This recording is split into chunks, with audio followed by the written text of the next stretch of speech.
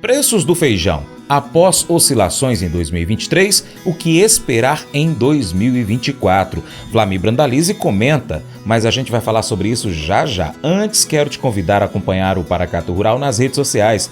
Estamos no Instagram. Você usa Instagram? Então pesquisa aí, Paracatu Rural. Tem Facebook também, pesquisa aí. Tem Telegram e também tem o antigo Twitter, o X. Pesquise e acompanhe o nosso conteúdo, hein? Mercado Agrícola. O ano 2023 foi de bastante oscilação para o mercado do feijão aqui no Brasil. Após um início promissor, a alta disponibilidade de feijão carioca promoveu a chamada calmaria para o setor. Contudo, essa quantidade não foi suficiente para suprir a demanda com o passar dos meses e os problemas enfrentados no plantio da próxima safra impulsionaram as cotações para o grão. De acordo com a Companhia Nacional de Abastecimento, a Conab, o panorama de mercado se apresenta favorável ao produtor. A cultura se encontra em plena entre-safra e o Brasil conta apenas com os estoques remanescentes da terceira safra e das lavouras paulista na oferta de feijão novo, pelo menos até meados de janeiro de 2024. Com a previsão da oferta moderada e baixo estoque de passagem, a tendência é que os preços continuem atrativos para os agricultores durante os próximos meses. O consultor de agronegócios, Vlamir Brandalize, traz para a gente informações aqui semanalmente do mercado do arroz e outros, do feijão também. Ele vai comentar agora como foi o ano 2023 para o feijão e traz também perspectivas para 2024. Brandalize, como você avalia esse ano que está encerrando para o produtor do feijão? Olha, Franz, o começo de 2023 do feijão foi um começo bem ativo, né? Foi positivo, cotação em alta, aí, tanto preto como carioca. Depois nós tivemos uma safra do carioca que deu uma acomodada dos preços do carioca aí nos meses seguintes. Veio aí, pelo menos até agosto, setembro, o mercado bem acomodado do carioca, com a colheita da segunda e terceira safra aí, atendendo o mercado. E o preto seguiu firme, né? Porque nós tivemos problema na safra do preto aí no sul do Brasil, que domina a produção esse último ano, em função da seca que pegou na safra passada. Veio firme aí com cotações aí de 200 a 300 reais. Depois, agora no segundo semestre, o preto passou aí de 300 a 400, a janela de operação dele também continuou evoluindo.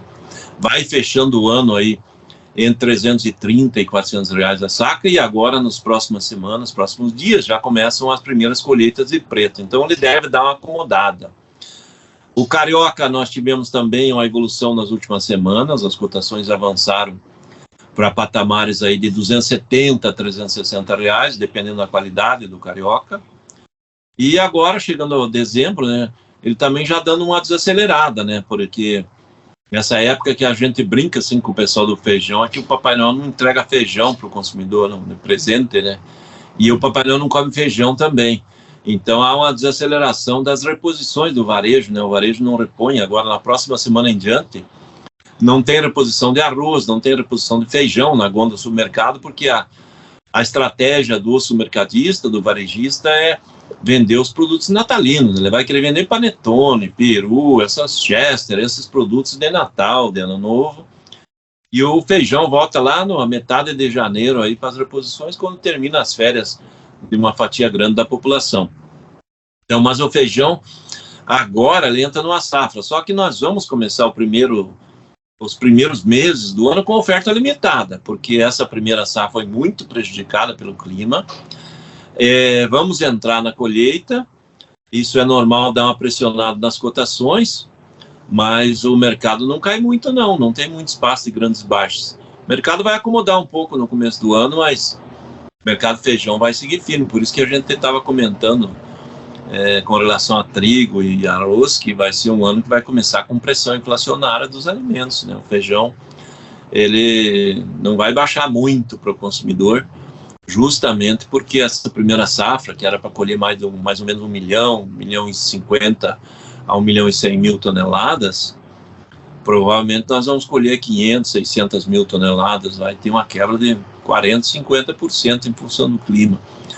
E isso vai refletir, porque nós vamos ter a segunda safra, a oferta de feijão mesmo, a partir de abril, final de abril, maio, né? Até lá nós vamos ter pouco feijão para atender o mercado. E se a gente olhar o mercado brasileiro, nós temos na demanda de feijão algo perto aí de 250 a 300 mil toneladas por mês de demanda.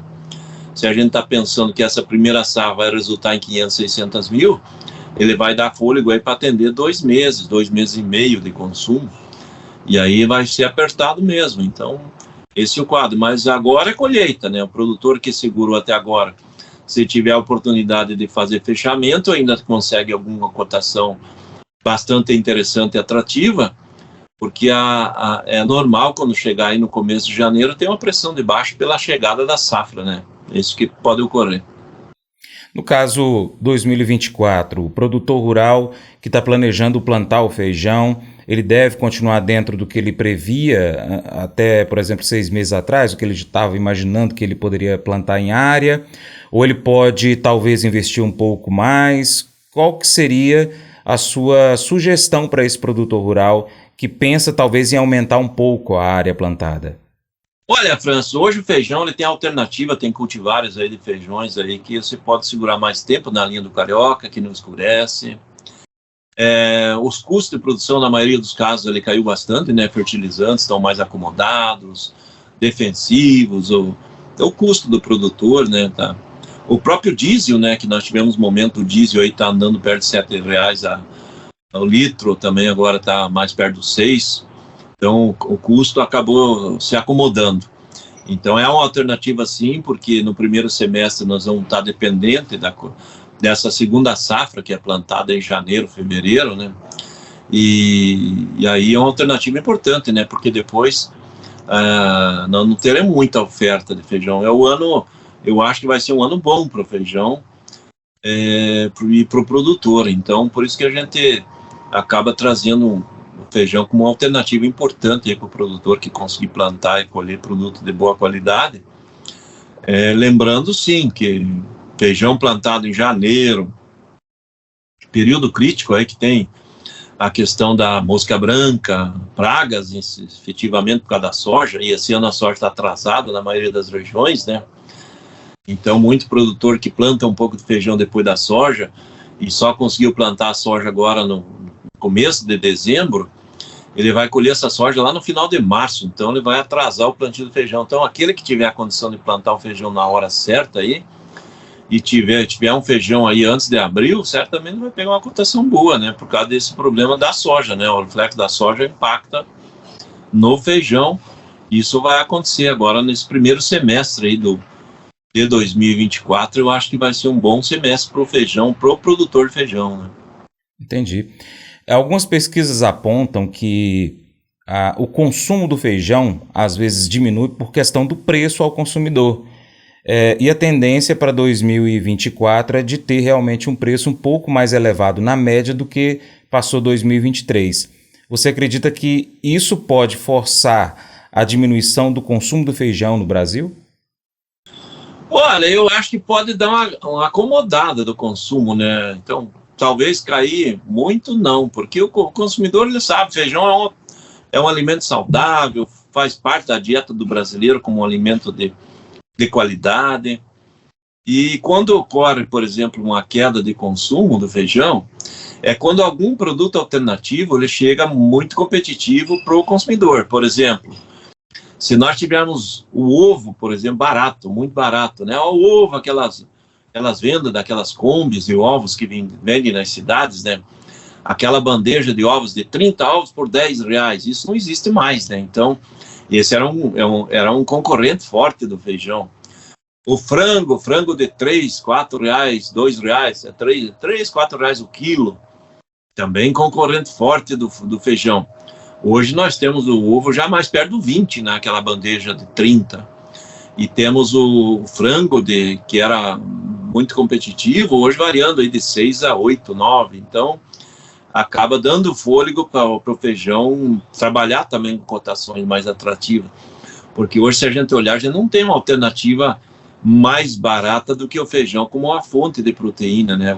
O arroz é o carboidrato, o feijão é a proteína, E aí o produtor, o consumidor, ele teria, antes era, vou comer mais em vez de comer o arroz com feijão, o feijão está muito caro, eu vou pegar e comer arroz com 2 ovos. Agora eu vou colocar um pouco mais água no feijão e comer o arroz com feijão e um ovo só. E aí vai a dona de casa, o consumidor, vai tendo que driblar aí as manobras da economia, porque a inflação vai chegar e a situação brasileira econômica não é das melhores, né? Nós estamos numa transição, aí entrou um governo que aparentemente também não é muito a favor do setor agrícola, né? Então ele penaliza, né, o produtor, o pessoal de investimento, aquele que ia investir em novas granjas de ovos, de frangos, ele pensa 10 vezes, né, para fazer.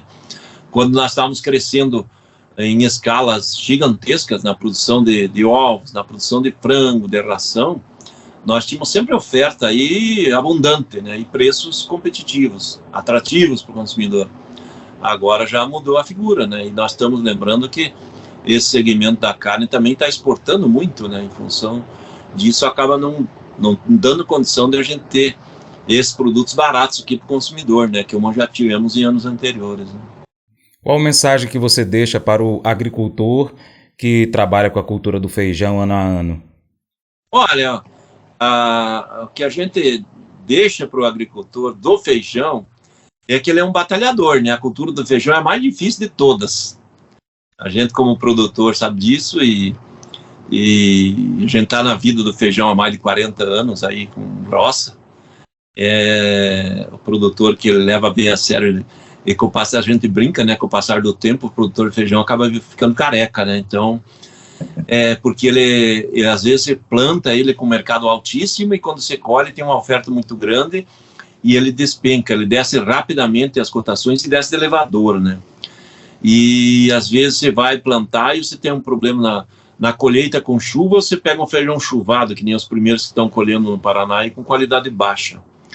É uma cultura muito difícil, mas é uma cultura que ela normalmente, o produtor que faz isso constantemente e leva a sério a cultura e cuida bem dela, é uma cultura rentável. No longo do tempo, é uma cultura de média rentabilidade que a gente considera boa. Então, é uma cultura bastante interessante.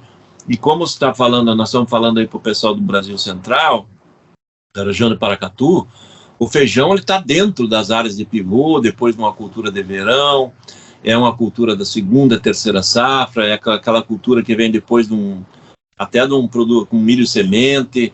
Então ele tem que estar dentro da vida do produtor, como a gente está vendo hoje entrar o trigo. Então o produtor dessa região de vocês aí, principalmente os irrigantes, ele tem alternativa com o feijão como um produto, ele é um produto muito rápido, né? De 60, 70 dias você está colhendo ele. Então, e o produtor, a recomendação, continue que não vão se arrepender. 2024 provavelmente vai ser um ano muito bom para o feijão também. Mas eu vou dizer uma coisa pra você, viu? Se quiser colocar propaganda sua aqui nesse programa, ó, eu vou dizer um negócio, você vai ter um resultado bom demais, senhor. Isso mesmo, é facinho, senhor. Você pode entrar em contato com os meninos ligando no telefone deles, é o 38, é o 991810123, bem facinho. É muito bom porque aí a sua empresa vai sair dentro de um programa que é ligado aí ao homem pra mulher do campo. É nós que vai estar assistindo e também vai ver sua propaganda. É bom ou não é? Provérbios 14:20 destaca a importância da generosidade e da compaixão em nossas vidas. Aqueles que têm compaixão pelos pobres e necessitados demonstram um coração bondoso. Essa passagem ressalta a influência positiva de ajudar aos outros e ser generoso. Mateus 25:40 nos recorda das palavras de Jesus Cristo, que nos ensinou sobre o serviço aos necessitados. Ele disse: "Em verdade vos digo que sempre que o fizestes a um destes meus pequeninos irmãos, a mim o fizestes."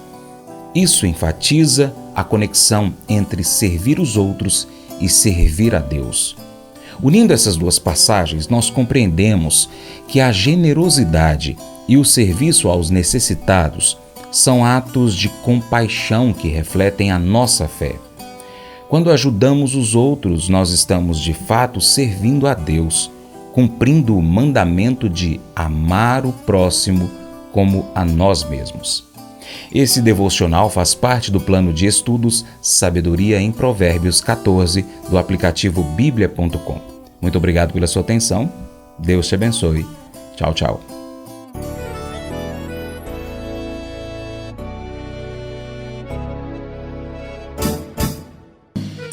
Acordo de manhã para prosear no mundo do campo, as notícias escutar. Vem com a gente em toda a região com o seu programa Paracatu Rural.